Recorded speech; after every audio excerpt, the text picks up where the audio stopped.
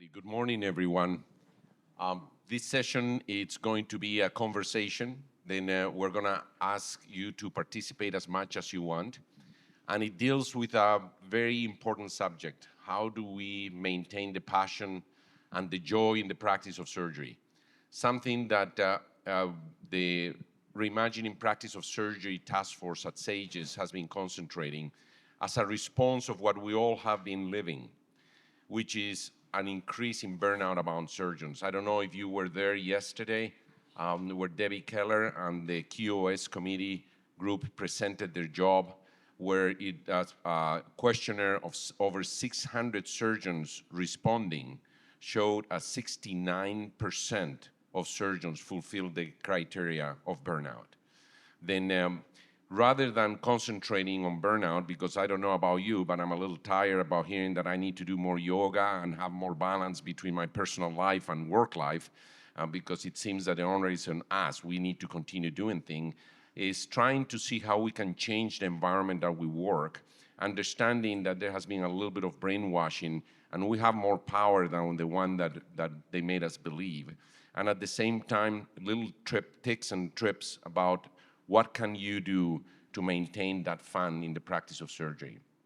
I am very fortunate today that I have a great group of speakers that I'm not going to even call speakers, but more than anything, friends that are going to be telling us. We have people that are on top of health systems, and we have chosen them by the fact that I know firsthand that people that work in their institutions have fun and they have intervened very significantly. We also have a couple of people that work together, and that I was very intrigued by the fact that I always see them happy, and one is the boss, the other one, well, as she tells me, she's the boss of the boss.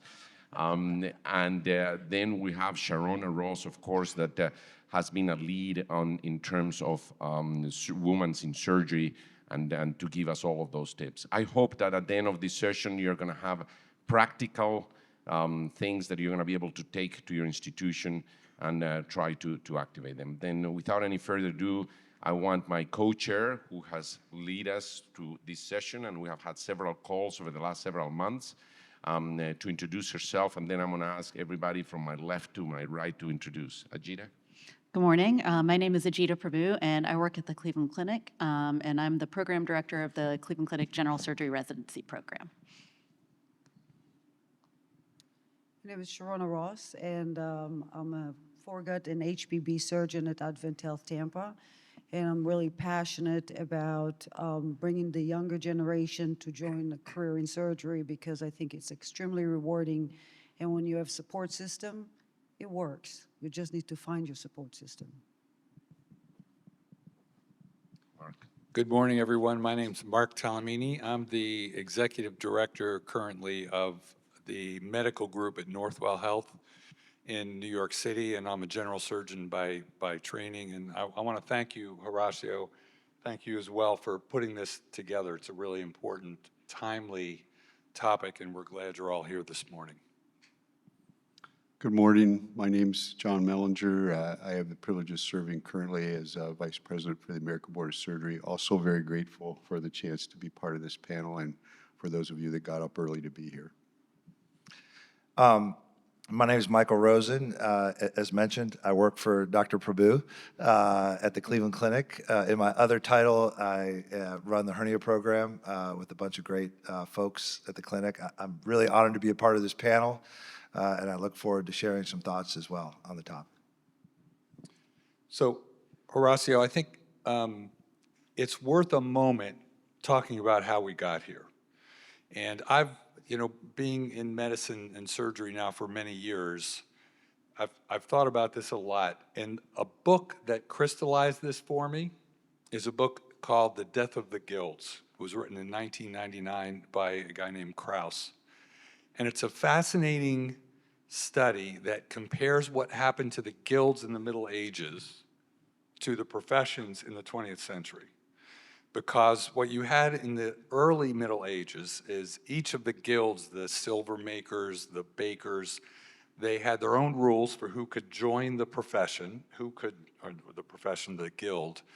and who could come, who could go, how it was functioned, how they were paid. And over time, that was eroded by the development of the city-states and the fiefdoms. And then he jumps to the 20th century, and he compares medicine, law, engineering, and academia to what has occurred in the 20th century, which again is the erosion of the ability to directly serve customers to capitalist drives and governmental drives. And basically says the same thing has happened in these two eras. And it was the first time the light bulb went on. And, it was just like, yes, that's exactly right. Now, he doesn't offer any solutions, but it's a great analysis. And if you think about those four, medicine, law, academia, and medicine, which do you think has had the least effect on it by this transformation in the 20th century? Law. Absolutely, because they make the rules and they interpret the rules. So of those four professions, the one that's been least affected is law. And the one that has been the most? Medicine. Yes, yeah. So just a couple thoughts about how we got here. How do we get out of it? I think that's the rest of our conversation for the balance of the hour. But I mean, that's fascinating because I think a lot of this is stems from it's kind of the big picture things that can be overwhelming and oppressive and make you lose faith in your profession and what we do every day. And I think one of the ways out of this is taking it to the individual level and within yourself and kind of what you can control, because many of the things that bother all of us and everybody every day are not things that are within your control. And so I think at the end of the day, medicine, law, business, or academia, there is a personal exchange that can never be taken away, and you can always find happiness within that exchange. And I think sometimes if you focus on the big things, it's overwhelming. But if you focus on what you do every day, you still have that joy. You're still a doctor, a lawyer, in academics, teaching people. And so I think that's a lot of the big picture things are what drives a lot of the kind of feeling of just overwhelming, inability to make a dent. I would say that as we were putting this panel together, Horacio and we tried to be very thoughtful about selecting our co-panelists, and I think all of you have different experiences in varying genres of how you have implemented some of your ideas and your thoughts around keeping people inspired and keeping their energy going. And, with Dr. Talamini and Dr. Mellinger, I think on a systemic level, on a higher level, Dr. Ross on a more demographic and national level in terms of speaking to some demographics, and then Dr. Rosen in terms of a little bit more on the ground in terms of a division or a department. And then I might have something to add in terms of for trainees or junior faculty.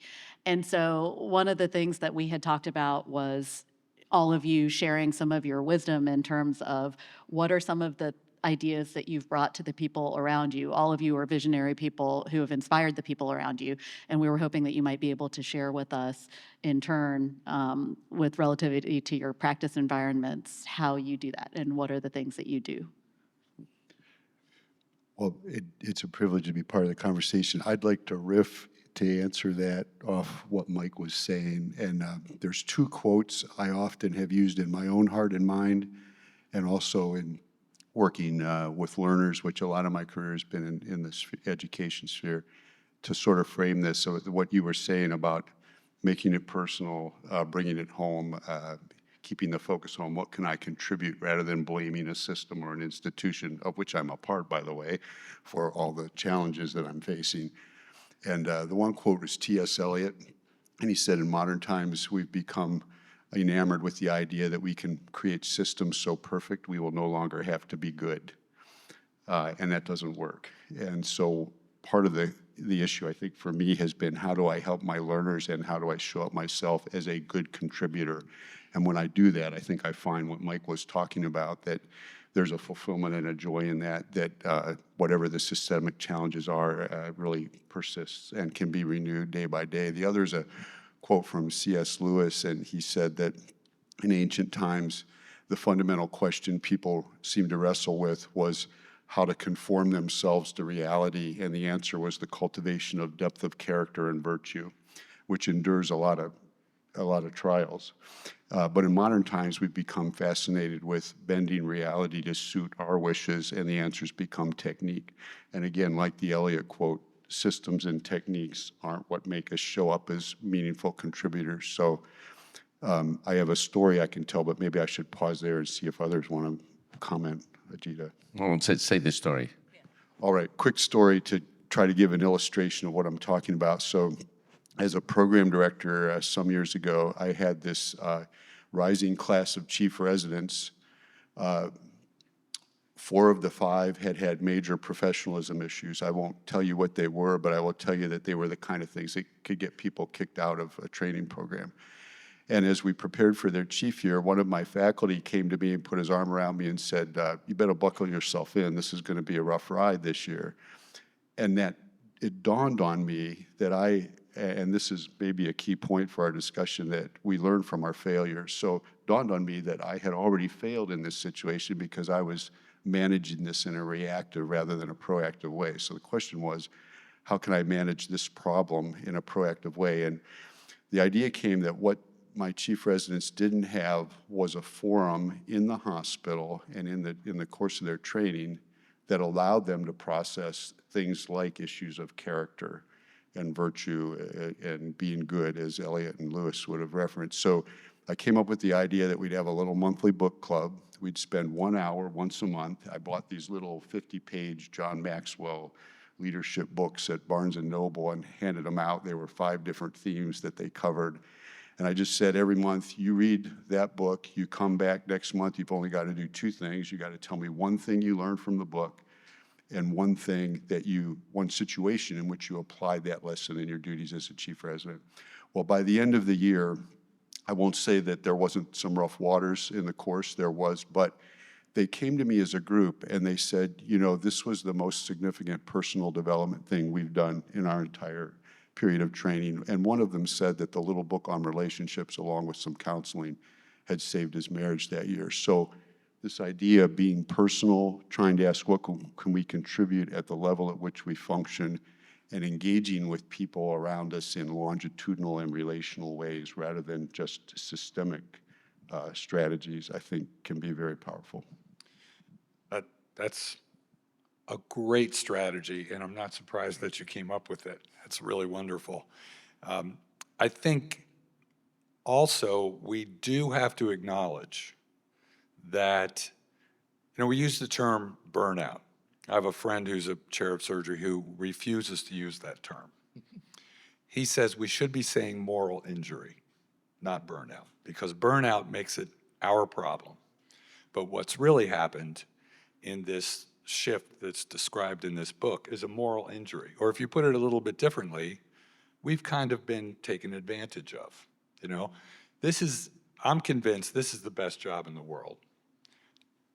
To train to be a surgeon, to meet a patient with an acute problem, walk through that with them. There is nothing like that in the world. That's the best job in the world. But what comes with that is tremendous dedication, drive, the ability to work really hard, and to some degree, the system, these governmental and capitalist pressures, have taken a little bit of advantage of us. The legal system has taken advantage of us. So that genie is not going to go back in the bottle.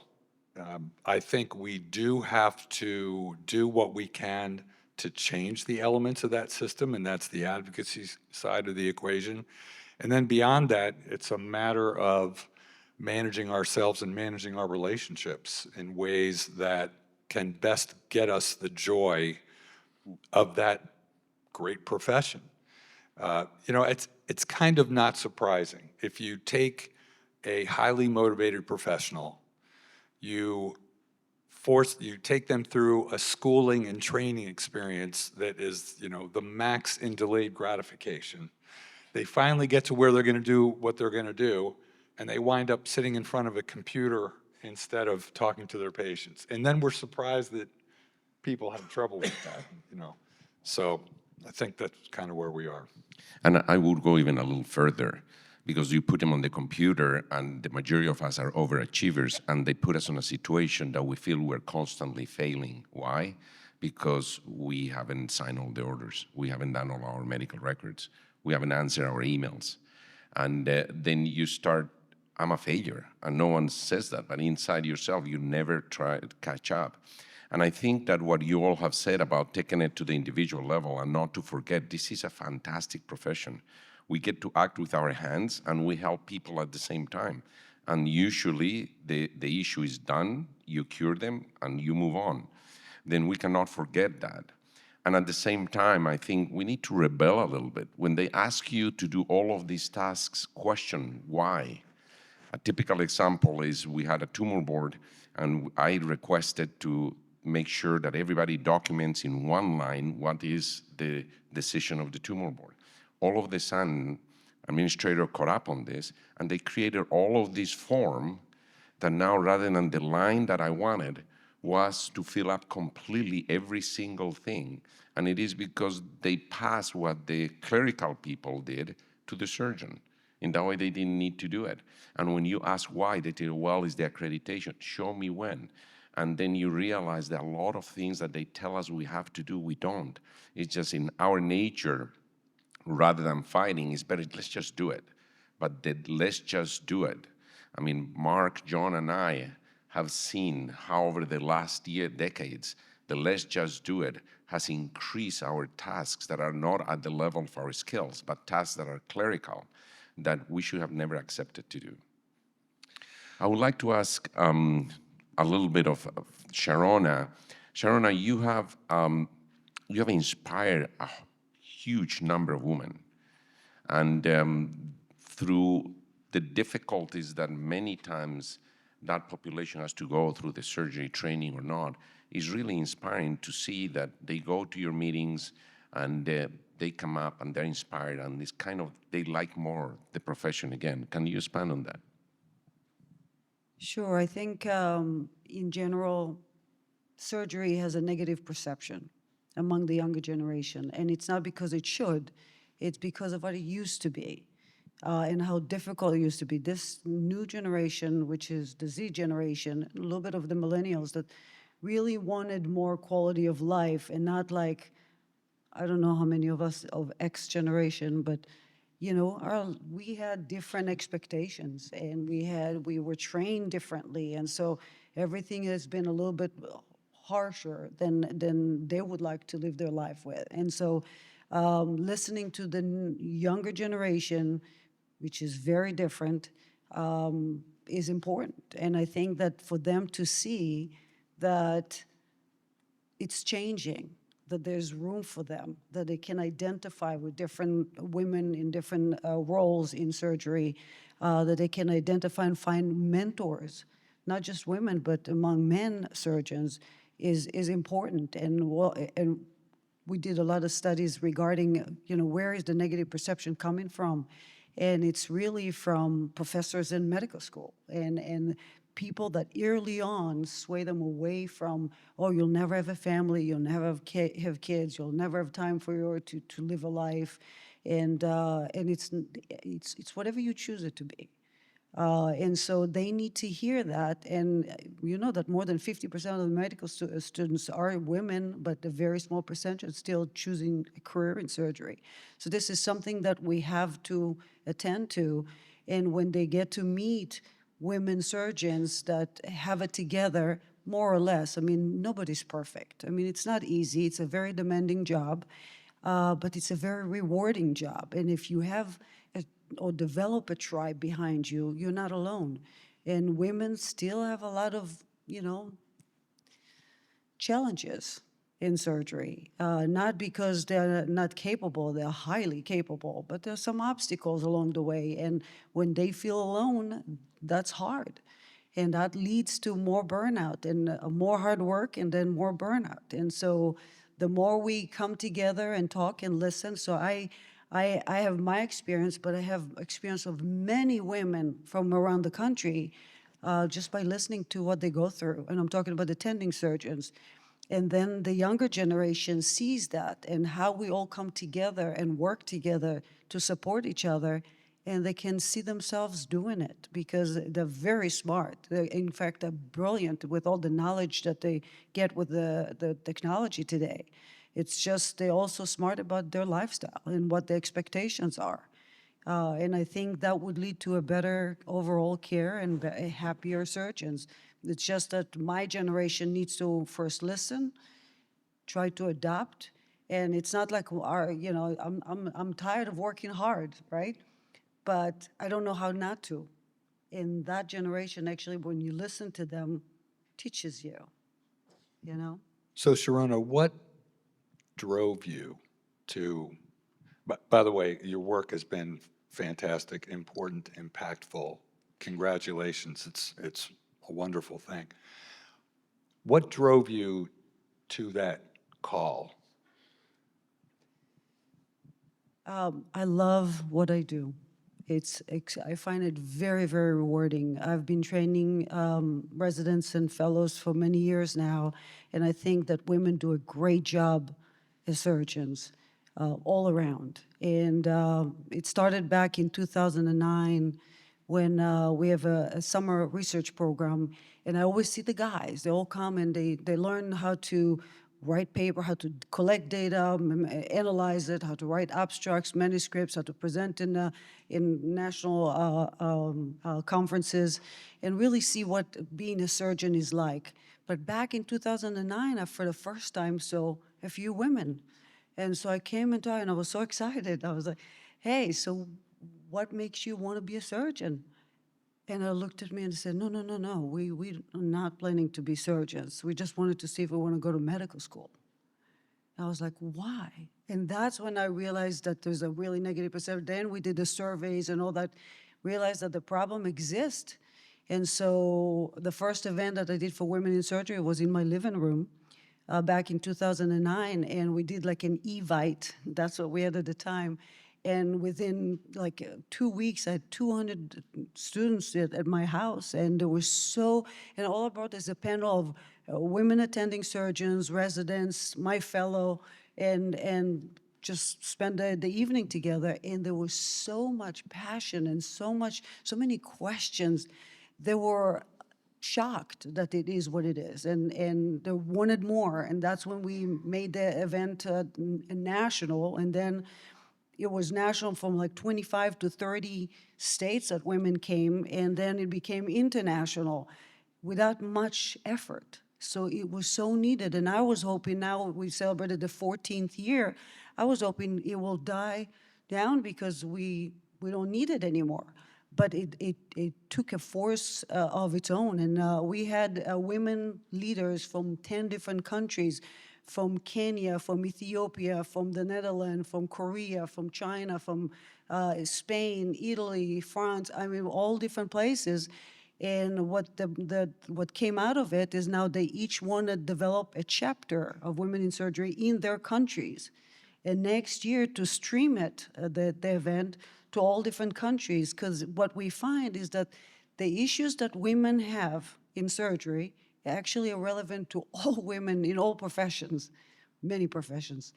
GYN have an interesting outlook where they're majority, women are majority in GYN, which we have a lot to learn from that as well. No majority really sounds like great, but we need to get more to like equal numbers, and that's where we're trying to target. I think that's when it will be great. But what motivated me is just, first, as a kid, I had a hard time finding mentors, which was important to me. So I realized it's hard to find mentors, and when you don't have a lot of women surgeons, it's harder for them to find mentors. And second, I wanted to spread the word that this is a great, rewarding profession that women should strive to and want to become. And they just need to know that it's possible. They need to be able to find people, role models that they can relate to, and we need them. Otherwise, we will have shortage in surgeons. So to add on and maybe a little bit to that, and maybe to try and give like, what could you do on Monday to make this better in your own institution? As I kind of pondered this, and to be honest, and I'm curious if the other speakers feel the same way. When Ajita asked me to do this, I was like, wait a minute, am I the right person I told for you to this? do this. I'm like, let me read that title again. And this is from a guy who, during COVID, gave his entire team of nurses, administrators, surgeons a shirt that on the back says, "Nobody cares, work harder." Am I the right person? And so I kind of had to step back, and Ajita had to coach me up. What I wanted to say, which I think is maybe the hardest thing about this conversation, and I'm curious if all the other folks up here felt the same way. When asked to do this, you almost have a sense of, I don't have a magic trick. I don't have a single initiative. And I think what it actually brings up, which is so important, is it has to be a culture, right? It's everything that you do from the minute you wake up till you go to sleep that you dream about to make this profession how you feel about it. And I think all of us, probably at the end of the day, as you just heard, like, we have passion about what we do. And so from my perspective on this, it seems obvious that you would love your job, that you would love to come to work, and that you would do it. But I think that what is probably here from every one of us and other folks out there as well is that passion and that drive for culture. So as I kind of thought about, okay, what could I have to offer everybody that you could do? I kind of liken back to, I grew up in Atlanta, Georgia. I played high school football. We did 2-a-day practices in August, which in Georgia is the most miserable place on earth to do that. There's no worse environment than that. But yet, we were a team, and by the end of that, although we might have hated the practices, we loved each other, we were together, and we were like family. And so I think that is an opportunity for everybody to think about your team as your family. And I'll just give you some things that we do. And a lot of this, to be honest, I don't think about it. Ajita had to explain to me some of this stuff, but it's just kind of the way that I like to go to work every day. Particularly if you're the leader of the team, do you eat lunch with your team every day? I am amazed at that simple act of not in clinic, not in the OR, not during clinical time. You sit down and have lunch together in the cafeteria. And you talk and you chat. And I've been 22 years or so. No other groups emulate that. It's such an easy thing to do. It's such a way to get to know people kind of on their own. If you're the leader of the team and you have young people, do you walk in their ORs? And do you peek your head in before you go or during the day and make sure that they're making progress and not getting lost and not getting frustrated? And just a simple hi, that creates a culture where everybody walks in everybody's room and we're available to help. And I think a lot of it is just being present, right? It's just being there and being engaged. And that I think is one of the most important things that has been eroded in what we do kind of every day. And then when you don't have that, you're left with all this other bad stuff that just starts to overwhelm you. You don't get the good. So that's kind of how we handle it. It's not a forced thing. It's honestly not even a thoughtful thing. It's just kind of how I get the joy out of practicing every day. Ajita, why don't you say your side of that story? We're forced to eat lunch with you every day. No, I'm kidding. No, and I would just say, I told Mike, it's true, these small things that are seemingly small to you and you just do them every day as your rote things are the things that make us a team and make us a group. And, if you go around at the end of the day, we all see your face looming up over the drape as we're still operating and you've been done for an hour. And you come in and you might tease us a little bit or whatever it is that you say, there's some banter and then you're gone. But then everybody is aware of the fact that you're checking on them. And actually everything that everybody has said to date at this moment makes me think of Anders Ericsson, who is somebody who has expertise in the area of coaching to expertise. That's his life's work. And one of the things that Anders Ericsson says is that the difference in achieving expertise in something is that you have to practice outside of your comfort zone. And that means that you have to come to work, you have to work hard, you have to push yourself. But in absence of somebody who helps you get to the next level, it can be very difficult to continue to acquire a skill set, and you can plateau and then eventually have skills decay. And when we have this conversation, the other thing that Anders Ericsson says is that the coach pushes you outside of your comfort zone, but they also have to believe that you can do whatever it is that you are trying to do. And I think a little bit of what all of you are saying is that you are expressing a belief that your teams can be successful, and you are showing that to them in maybe some subtle ways. And maybe you don't put that word to it, but when a team feels as though their leaders believe in their success, even if they're growing outside of their comfort zone. And to your point, Dr. Ross, a group of people who is not sure that they can accomplish something, having somebody who has achieved at a high level and is an expert validating that you can achieve that thing changes the entire game for the group of people you're working with. So, when you eat lunch with us or you come by to our room to just check on us before we leave for the end of the day, you're saying, like, I'm around, I can help you if you need it. I also believe that you can do this thing, which is why I'm not going to just scrub in and do your case for you. But here I am believing that you can move forward. And I think that creates a psychological safety for people. It creates a zone in which we try to push ourselves and try to grow a little bit more. Mark? It's a fabulous culture that you built, and I think that's really, really one of the critical things. Thinking from an organizational point of view, I found myself a year and a half ago as the executive director of the medical group for Northwell Health, which is New York's largest healthcare provider, huge organization, a lot of doctors. And one of the characteristics of Northwell is culture. Northwell is consistently a top 100 places to work, not just for healthcare organizations, but for all organizations. And that comes right from the top. The leadership, Mike Dowling and others, absolutely obsessed with the culture.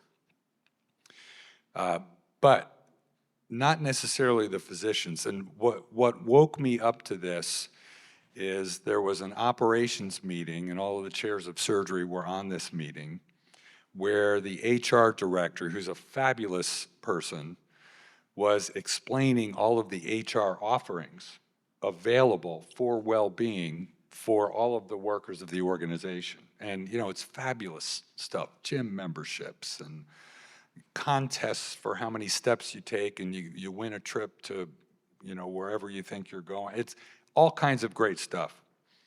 And after presenting all of this, Lou Cabusi, the chair of urology, put his virtual hand up and he said, Maxine, all of this stuff is great. I wish we had this for the physicians. Is there some way we can get this for the physicians?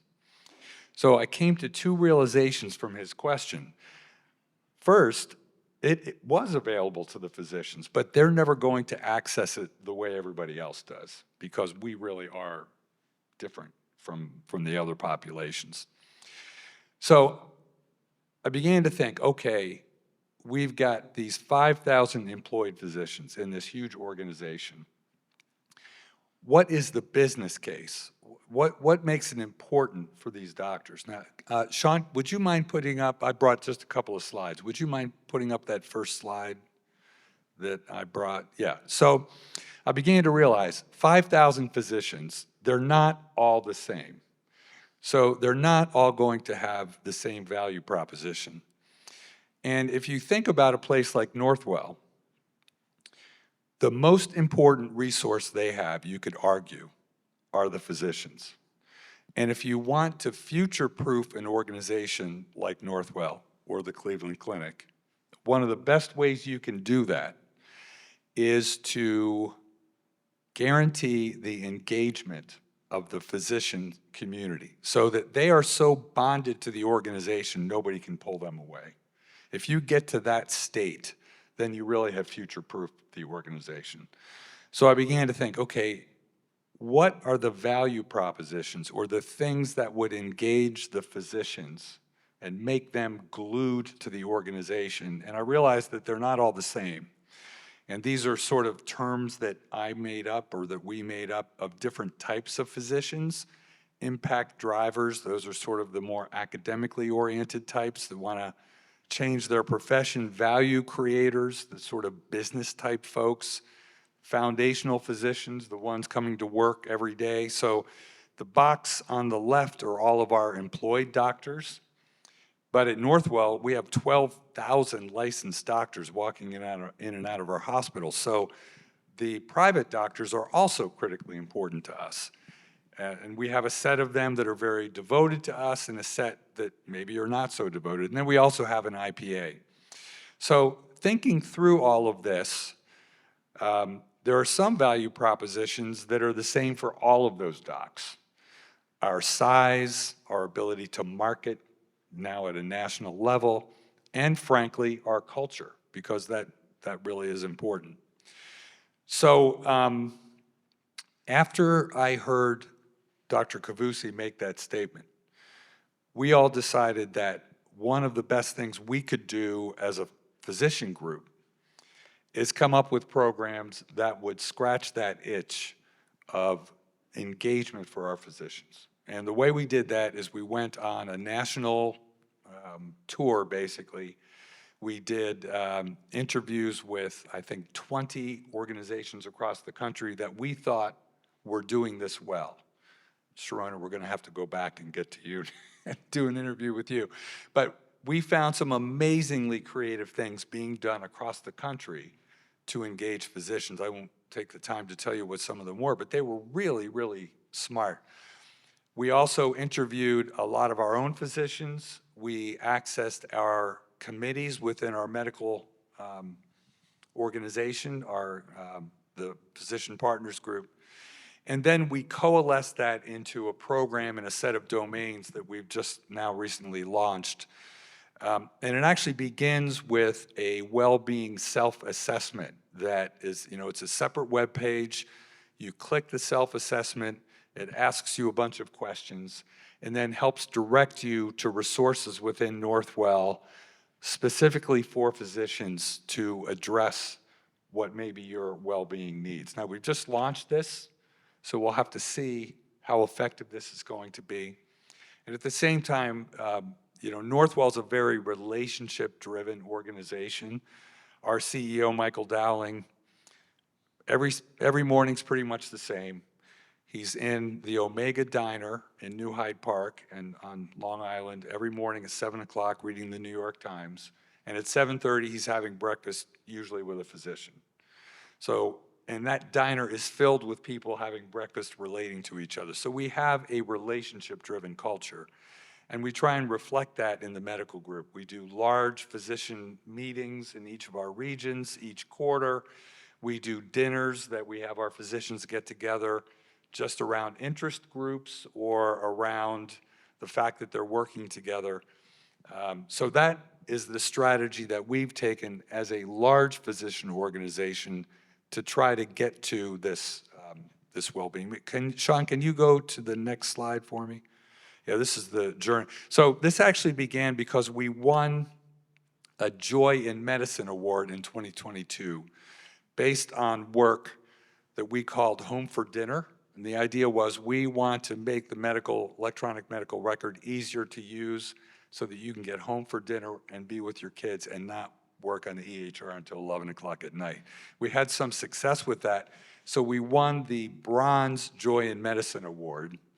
But being competitive, we want the gold one. So we were figuring out what the pathway was that we needed to take to up our game to go for the Gold Joy in Medicine Award. One more slide for me, Sean. And this is what we came up with. The website actually looks exactly like this, which with each of those pillars, you click on that pillar and it takes you to that domain. Most important one, frankly, is environmental.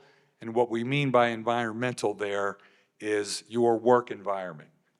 What is your ability to control and build culture, like you've done, Dr. Rosen, within your work environment? That's really the most important of the pillars. So sorry to monopolize for a moment, but that's the process that we've gone through at Northwell to try and address this. But again, going back to the beginning, the business case here is the physicians are the most important resource, if not the most important resource, certainly one of the most important resources for all of our organizations, no matter how big or small they are. Are there any job openings at Northwest? Yeah. Can I just add Mike. one thing? Because I think what you just showed was so critically important. And when you, to me, like what I heard there is it's a bunch of small things. And it's actually not a lot of hard things. So for instance, and this has been well in the business world, that, you know, the president of Southwest Airlines walks along the tarmac every day and meets with the baggage handlers. The idea, and I think this is so key, is from a CEO level down to an intern with a medical student. The idea of sitting in the cafeteria and meeting with the people who are doing the job every day and staying relevant, and not sitting in your office where you are simply a leader because it says so on your email or on your door, is what has in many places been lost, especially in medicine, because when you are at that highest level, it is a heavy administrative burden. But to keep it real and make sure you stay in the trenches, I often think, particularly for surgeons, if you're going to be a chair, division leader, whatever it is, you cannot leave the OR. You must spend time in the OR, at least a day, where you realize what's relevant. You realize the struggles of the people. You realize when transport doesn't bring the patient, it messes up your next meeting. When turnover time isn't right, when the anesthesiologist's late, when you have a traveler. So I think just staying grounded as you go up the ladder is so important. And it doesn't take gigantic big things. It takes just a small thing to keep it real. And then people feel like, because to me, I've been at 2 different healthcare systems in my training. And although it's starting to become a little bit more the same, there was very much a doctors versus administration at one place. And then it was, we're a team, let's do what's best for the organization, which is kind of what you described. And so I think just stepping back and facing the brutal facts and the data, are we in a doctor versus administration situation, or are we in a, we're all in this together, and what does it take to get back on that path? I think that it's great when the leaders have the right ideas, which is exactly what you're talking about. When you incorporate, so I'm not in an academic institution, I'm at Advent Health Tampa, which owns many hospitals, and the CMO really said the way things are going to happen. And we had one CMO that believed that, like you said, the surgeons, that's the investment that we have to, they are there because they want to be and they want to elevate, and we should listen to them. Then the next CMO came, and they were completely, if something happened, the surgeon is guilty until proven otherwise, till proven innocent. And so it's very different within different institutions, and how, as a surgeon, can you impact and make a difference when the leadership can be a little bit more challenging. So it's great when you know how it should be, and you have great leaders like the 2 of you, but it's really difficult. And how do you survive this when you have a CMO that is not as supportive of physicians? And the way I handle it, it's just when you have, because in corporate, they change every 2 to 3 years. You just need to survive when they're not so great. But it's you need to focus on your patients and find the joy that brought you there. Why are you there? Why are you a surgeon? And if you treat your team right, and your environment is happy, and you're happy with your job, and you're happy with your operating room teams, and you can kind of overlook the rest until you have a change when you can't impact it in the way that you do. But I commend you for doing that, because we need more people like you to have more surgeons that are happy coming to that environment, because they know they love what they do, but the environment set the tone.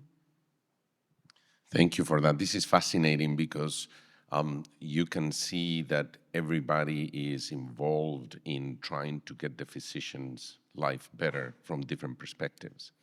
I do believe, though, that it is upon us surgeons to wake up a little bit and not let people do what they have been doing for decades. And I do believe it's going to be a transition, a gradual transition, but we need to get them stop brainwashing us that we need to do what they tell us to do. Because there are organizations like the ones we're seeing here. And RPS, the Reimagining Practice of Surgery Task Force, that's what we're going to try to start. And I say try because it's not going to be easy. We're trying to develop a grading tool for the institutions that is going to reflect exactly that. For example, depending on who's your CMO, your institution may be graded really badly. Northwell probably is going to be an example. And jokes apart, if we use the things that have been used against us, like those accreditations and those conditions against the system, we may be able to impact a little bit in two ways. First, in doing your job every day with the details, and second, at the level of the organizations. We're going to be 10 minutes. If there are any questions in the audience, please come to the microphone and ask and give your experiences too. In the meantime, how can you share what you're doing, Mark? Because things that you have said now, I just literally, I was joking, do you have a job on Northwell? Just the little thing, okay, go home for dinner. And you're attacking a very specific thing, EMRs. That seems to be silly, but when it's accumulative, it is not silly. It goes to the core of our sense of accomplishment because I finally gave up, like with the emails or things like that. How are you going to share that with us? And how can we, as sages, RPS, can grab that and disseminate things that you're proving that is going to work? Obviously very happy for this was not my work, this is my team's work, obviously, but happy to share that. But the one additional thing, and we've got people at the microphone, this is a moment, we're in a moment right now where technology can make a real positive difference for us if we leverage it properly. And my current crusade at Northwell, if anybody from Northwell is listening, is the ambient listening programs like DAX, which I have not used, but from systems that have adopted it, and Kaiser has just adopted it for all of their physicians. It's on your phone, you walk into the office, you put it down, you push the button, it listens to your entire clinic encounter, and when you walk out of the room, the note has been constructed, and it's 90 to 95% accurate. So think about that. I mean, so I think we are in a moment now where we need to insist that this platform shift that we're living through towards generative, artificial intelligence, that those tools are used to take the work that we're doing that we don't need to be doing away. And I think that needs to be a real push for us. Ambient listener tools, is that what you said? Ambient listening. We call those residents at the clinic. Okay, perfect. Please identify yourself. It is. So Dan Thurachov, I'm from Australia. So I'm not quite as familiar with your system, but a question and something I've picked up here in the US is, do you think there's a difference in the level of unhappiness, whether you call it physicians or we call it specialists, is self-employed or employed by a hospital chain or whatever? And do you think that's changed over time and maybe that's affected this concept of burnout and unhappiness, right? An independent practitioner has more autonomy. I'm curious as to what you think as opposed to being an employee. So I have an opinion. My opinion is that for highly motivated professionals, and there's a book, Drive by Daniel Pink, that talks about what motivates highly motivated professionals, what gets them to be happy. And what he says is, for highly motivated professionals, you need to take money off the table. Most of them don't want to get rich, but you need to take it off the table so it's not an issue. Beyond that, it's the ability to create your own future, to create Michael Rosen Incorporated. And if you give that to people, they will be engaged and very satisfied with their lives. And I think that's true of almost all of us as surgeons. So I think there are some systems that can promote that. There's some, I think it's a little easier in the private practice environment in the United States where you control your own environment to be able to accomplish that. It might be a little bit harder in big corporations like mine, but I think that's really the key, person by person, in terms of engagement. I've only worked at large academic hospitals, but my father was a solo private practice general surgeon who retired at 80 because of COVID, not because he wanted to retire. So I have a little bit of that perspective. And I would tell you that I think that's probably the biggest mistake, is to think that one is experiencing more than the other. It's just different. While you have more autonomy as a private practice surgeon, you also have a tremendous amount of business and financial pressure that in a large academic center we don't have. But because we don't have that, we have some administrative pressure, perhaps some academic productivity pressure. So I think everybody experiences this stress, and I think that it's just which one you're most comfortable in aspiring for excellence in is what drives you. But I think that the pressures are there on both sides. So just to follow on from that, and it probably leads on to you, and you probably look at your father's practice and how he worked and yours, and why was this not an issue then? My father was also a medical practitioner, and he never complained. He worked till he was 76, never complained, never was tired, never whinged about anything. But if you ask people of my generation or below, it's different. Why is that? Yeah, I mean, we could probably have a whole session on, I think that everybody has their own perspective on kind of what they struggle with. Kind of to what Mark said, I think that there are fundamental differences in people. And I mean, not too broad of a stroke, but I think that there are people that look at all of these challenges, community practice, private practice, academic, whatever, is these are opportunities for leadership to make these things better. And so when you come at me with a CMO that's terrible, my first thought would be, does that CMO affect what I do every day? If not, who cares?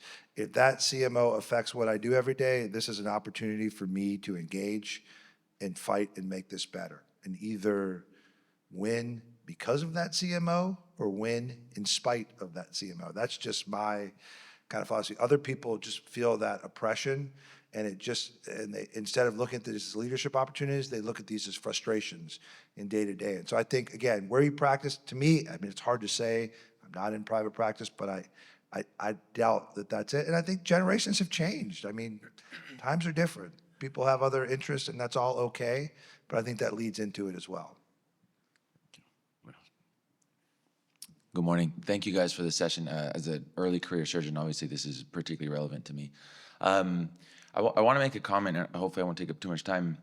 I think it's really important that as we discuss these things, which obviously the point of this session is to discuss what can we do to be happier in our job, there has to be a parallel conversation about why are we so unhappy specifically, and what can we do to address that, more than just what are we doing to help each other out with these feelings, if that makes sense. So things like, we talk about brainwashing, moral injury, frustration, administrative burden, right, or administrative overreach. What are the causes of that? The administrators are key to functioning of the healthcare system, but the way that I have seen the structure, more and more there's redundancy in their positions. There's a push for projects and for implementation of rules that are not data-driven a lot of times, which is very different to how we do things in medicine. What can you do in your administrative setting to make things more lean and more efficient and really more data-driven, right? What can we do in terms of advocacy at a national level, to really elevate this and show practically that it's having a negative effect? Something like public opinion, how do you address the media or your patient or something to, without deviating away from our role in society as healthcare practitioners, as surgeons? How can we really start getting more support? Because no matter how good we are at having breakfast together, or at helping each other out, or no matter how much our CMO creates programs for us to feel like we can, improve our wellness, if we don't remove the stressors, or at least if we don't try to improve them, we'll never get to where we want to be, to what we all, consider the golden age of surgery, where everyone was just happy with their job. So I thank you guys, but I think that has to be an important part of this. What are some of the solutions you think would work? I wish I had an answer for you. I think long term, one of the things that we've discussed, and obviously I'm biased, but I think Dr. Asbun's idea of having a grading system, a way of holding hospitals accountable. I think implicitly in the past, from what I understand, it existed because the hospitals needed the surgeons to bring business. They didn't own the surgeons as employees. So if you had a nice setting, if you had a nice lounge, the surgeons would decide to come to you. I think in the community, surgeons graded a hospital based on that. So having something, even in accreditation, that's a little more objective, I think that's an important part. I think there are a lot of things written on administrative efficiency and being lean in the system, avoiding overuse of emails, avoiding extra positions, having follow-up on when something's implemented.